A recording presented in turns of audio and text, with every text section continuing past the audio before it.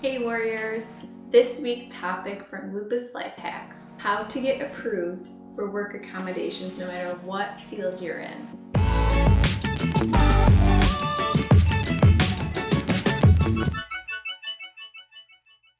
If you're a Lupus Life Hacker, thank you so much for your support. If you're new and you want to stay in the now, make sure to subscribe and don't forget to hit that bell so you're notified of our weekly videos that are released on Thursdays. Now let's dive in. If you're not sure what the ADA and the FMLA laws do for you here in the US, make sure to click on that link above and it'll take you to a video, or I think it's in the corner. Make sure to click on that link that's going to pop out right here of suggested videos to watch. Watch that first and it's going to go over the laws more in detail. And from there, come back here and I'll tell you exactly how to get approved. So if you click on this video, it's because you have a chronic illness and you are at wit's end trying to figure out whether you need to quit your job because of the chronic pain that it's causing you, or maybe because you're having too much fatigue, you can't handle it. By the time you come home, you cannot be on your feet. And you don't want to live a life like that, and you know what? You shouldn't have to. And that's where the ADA law comes in. If you're trying to avoid disability as long as possible, and you want to continue working and you feel that you can if you just have a few more accommodations, some examples would be a flex schedule, decreasing your hours from full-time to part-time, changing your role but keeping your position, maybe changing some of the responsibilities that you have so that you can better serve your company while not putting your health at risk. These are some of the things that the ADA is going to help you with.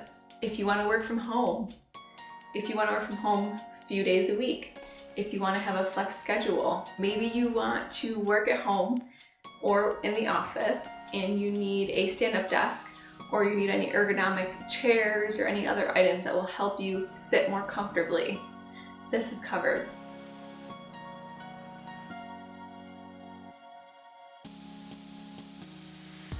So here are the 4 steps to get approved.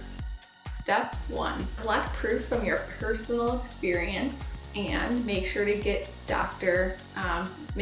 records from your doctor that show you have a chronic illness, and also that a doctor's note that will say that you have, X, Y, and Z problems, and you need to work from home, or you need to have a flex schedule to help accommodate those issues that you're dealing with. I do highly suggest to get a journal and throughout the day write down when your symptoms start, what you were doing before, what you think is triggering it, and how it's feeling and how long it lasts. Do this every day for a couple weeks and then say this is like a typical day for you and how it's not helping you, it's making everything so much worse in your life.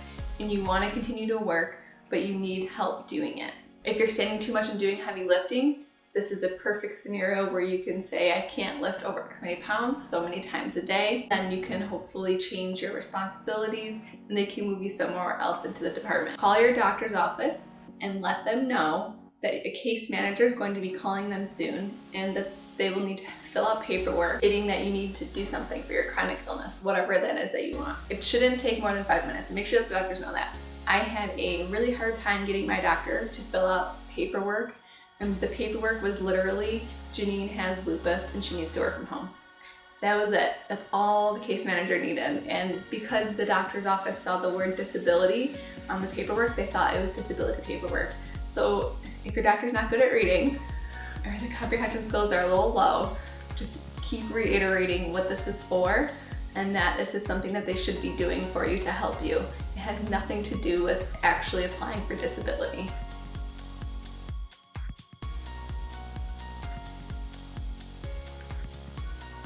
Step 2, contact your disability insurance carrier through your employer.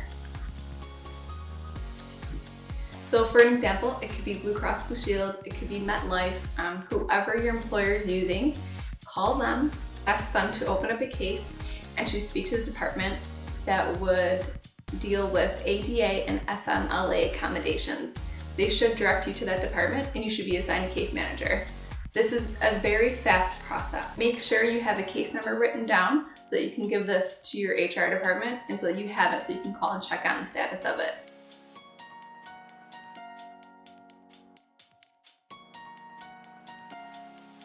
Tell your manager. After you've opened a case, tell your manager these exact words. I'd like to continue working at a high level and provide value to the company without jeopardizing my health. I've opened up a case through our disability carrier, and they should be calling soon. Here's the case number. Like what you see so far, subscribe and click on the bell so you don't miss out next week on our new video. Now back to the topic of the week. Let them know what you're requesting and let them know that it's because of your chronic illness. They don't need to know the exact details until this investigation starts. If you feel comfortable, tell them about it. However, keep it short and sweet. Don't ramble on. Your manager should contact HR to make sure they're going through the proper steps. If they don't, I would definitely talk with them to let them know that this is happening no matter what. So it should not be avoided. If they're giving you a hard time, this is something they should be bringing up higher on higher levels.